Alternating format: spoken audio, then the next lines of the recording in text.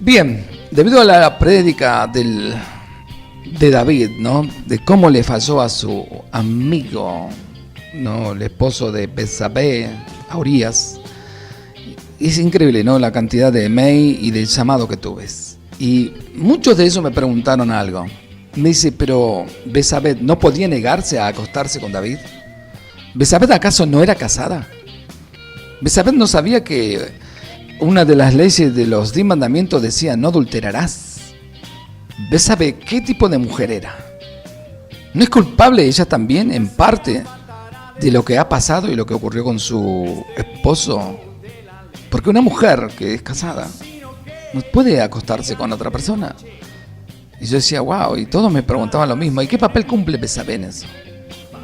¿Que es una pobre víctima o a ella le gustó? ¿Por qué hizo eso? Bien, quiero hablar algo de la infidelidad y el adulterio en base a eso, ¿no?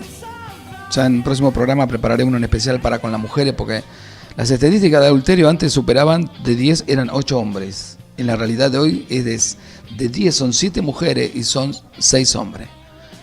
Las mujeres han superado en adulterio a los hombres, en la destrucción de su hogar. Ya la Biblia dice que la mujer sabia edifica, pero la necia lo destruye. Y este tiempo es el tiempo más malo y más perverso, donde la supuesta liberación femenina y una sarta de ideología de género y un montón de cosas hizo que la mujer se creciera más que el hombre, más que Dios, más que cualquiera, y hace y deshace con su vida como se le da la gana. Ahora bien, 1 Tesalonicenses capítulo 4, verso 3 al 8 dice: la voluntad de Dios es que sean santos. Wow, santo, ¿no? Entonces, aléjese de todo pecado sexual.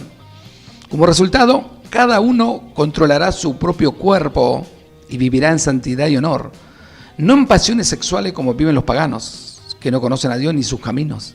Nunca hagan daño ni engañen a otro creyente en este asunto teniendo relaciones sexuales con su esposo o esposa, porque el Señor toma venganza de todos esos pecados. Como ya les hemos advertido solemnemente, Dios nos ha llamado a vivir vida santa, no impuras. Por lo tanto, todo el que se niega a vivir de acuerdo con esta regla no desobedece enseñanza humana, sino que rechaza a Dios, quien les da el Espíritu Santo. Yo no creo que el Espíritu Santo te va a guiar a nada malo, a nada perverso, y mucho menos al adulterio. Volvemos a lo mismo. Jesús dijo algo extraordinario: dejo al Espíritu Santo como mi gran poder para que los guíe a toda verdad y toda justicia, y no sean engañados de ninguna forma, ni con su carne, ni con su pensamiento, ni con las doctrinas, ni con hombres. ¿Y qué estamos haciendo con Él? ¿Nos está guiando? ¿Nos entregamos a Él o nos entregamos a la carne? ¿Sabe? El adulterio proviene de la carne. No es ningún demonio que te viene a decir, ay, viste, acostate con él. No, la Biblia dice en el libro de Gálatas, manifiestas son la obra de la carne, y dice adulterio. Y dentro de eso hay otras cosas más. Pero el adulterio es una obra de la carne. Ahora bien, el adulterio en la Biblia. Infidelidad significa aquello que se produce cuando un individuo no respeta la fidelidad que le debe a alguien o algo. Adulterio significa la relación sexual, romántica o emocional que una persona casada mantiene voluntariamente con otra que no sea su cónyuge. Estamos viviendo en un tiempo donde nos hemos convertido en expertos justificando nuestros pecados. Pecamos y en vez de reconocer nuestros pecados y que nos duele el pecado, lo que buscamos es miles de razones para justificar el por qué pecamos. No solo buscamos cómo justificar nuestro pecado, sino que buscamos quién nos ayude a justificar nuestro pecado. Por eso es que cuando hablamos de la infidelidad y el adulterio, por lo general las personas siempre tienen una razón o una excusa del por qué ha incurrido a la infidelidad y el adulterio. Nunca reconocen que está mal, que no tienen por qué hacerlo y que Dios los aborrece. En el Antiguo Testamento le cuento, en el Antiguo Testamento, para una persona adúltera, tenía que estar teniendo relaciones sexuales con la otra persona. Por ejemplo, en Deuteronomio 22:22 nos dice, si se descubre que un hombre comete adulterio, tanto él como la mujer deben morir. ¡Wow! El Dios del Antiguo Testamento, ¿escucharon? De ese modo, limpiarás, dice Dios, a Israel de esa maldad. Mire cómo Dios mira el adulterio. Mire la maldad terrible que para Dios, que Dios solamente quería exterminar a esa persona, para que poner temor en los demás para que no lo hagan. lo explica, la revisión 1960 lo explica así: si fuere sorprendido alguno acostado con una mujer casada, con marido, ambos morirán. El hombre que se acostó con la mujer y la mujer también, así quitarás el mal de Israel. Y hoy juegan con eso. Ay, no importa. Dios te perdona, te restaura, y bueno, y volvés no a hacerlo, Dios te perdona y te restaura, y volvés no a hacerlo, Dios te perdona y te restaura. Pero en el Nuevo Testamento, por ejemplo, en Mateo capítulo 5, verso 27 al 30, Jesús hace una declaración durísima acerca del adulterio. Dice, escuche bien, ¿han oído el mandamiento que dice no cometerás adulterio? Pero yo os digo que el que mira con pasión sexual a una mujer se ha cometido el adulterio con ella en su corazón. Por lo tanto, si tu ojo, incluso tu ojo bueno, te hace caer en pasiones sexuales, sácatelo y tíralo. Es preferible que pierdas una parte de tu cuerpo y no que todo tu cuerpo sea arrojado al infierno. Y si tu mano, incluso tu mano más fuerte, te hace pecar, córtala y tírala. Es preferible que pierda una parte del cuerpo y no que todo tu cuerpo sea arrojado al infierno. Aquí hay solo algunos versículos bíblicos que nos advierten en cuanto al adulterio. Hebreo 13 dice, por ejemplo, 13:4, honren el matrimonio y los casados manténganse fieles el uno al otro. Con toda seguridad, Dios juzgará a los que cometen inmoralidades sexuales y a los que cometen adulterio. No, pero Dios ya bueno, yo me salvó.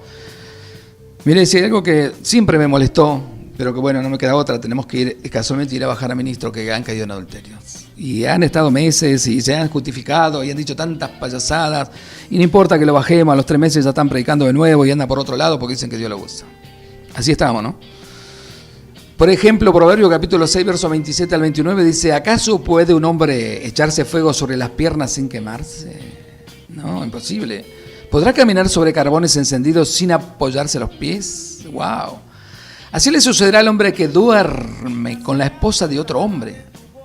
El que la abrace no quedará sin castigo.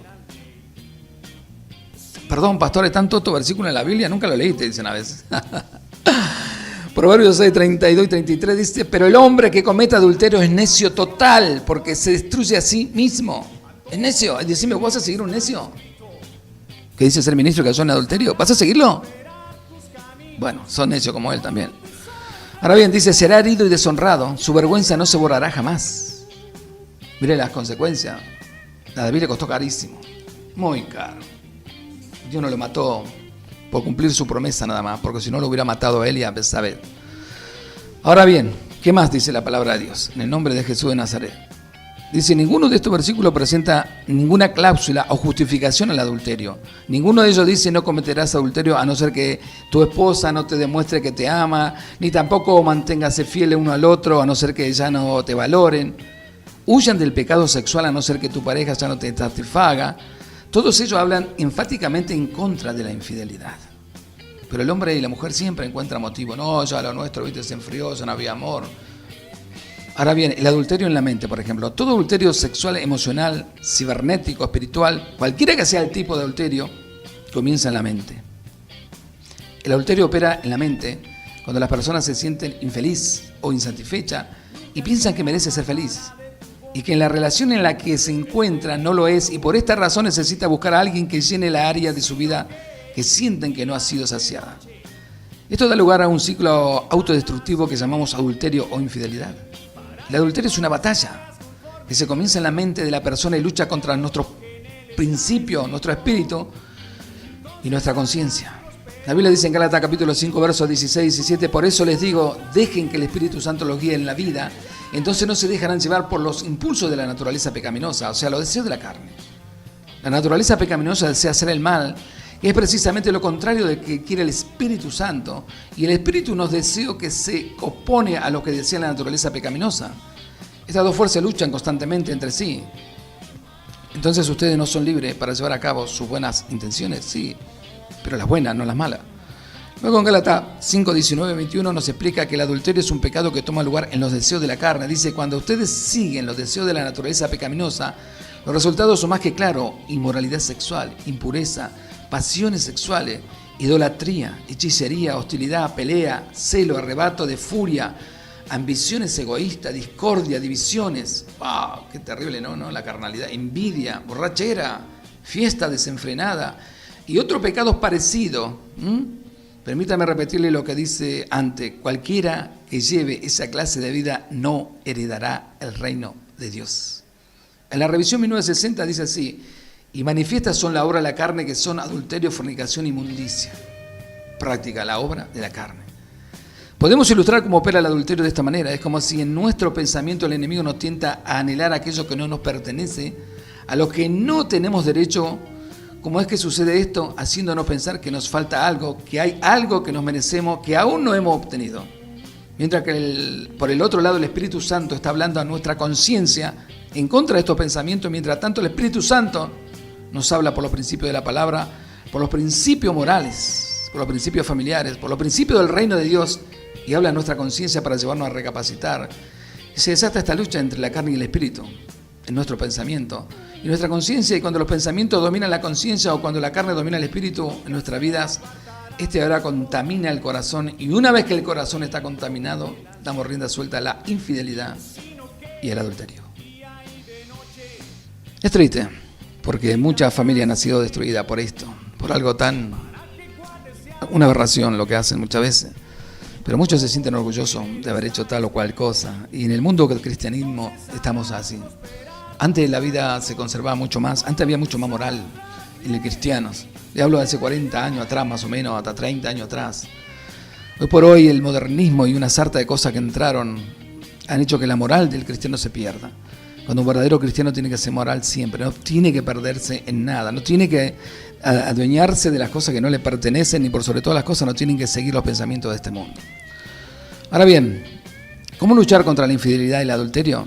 Primero, vuelva a la devoción, reenfóquese en Cristo, viva en paz con lo que Dios le ha dado, hable y vuelva a hablar, tema a Dios. El dolor que produce el adulterio y la infidelidad, por ejemplo, en las personas que amamos y la familia, la infidelidad y el adulterio destroza los corazones, hace pedazo la confianza, destruye la autoestima, asesina y mata la dignidad, limita la intimidad. Y sabe, hasta hoy, mire, hay algo que muchas veces nos ha pasado. Hay personas que supuestamente se han perdonado ciertas infidelidades y adulterios y han querido volver a comenzar. En mi criterio personal, no resulta. Por algo Jesús dijo que si alguna de las dos partes se descubre que está en adulterio, mira, directamente dale carta de divorcio. Porque para tener problemas más adelante no te conviene. Tengamos mucho cuidado, porque el adulterio es, hoy en día para el mundo no es nada, es la moda, es la onda, todo lo hacen porque no lo hago yo. Pero nosotros somos el pueblo de Dios, tenemos que ser diferentes.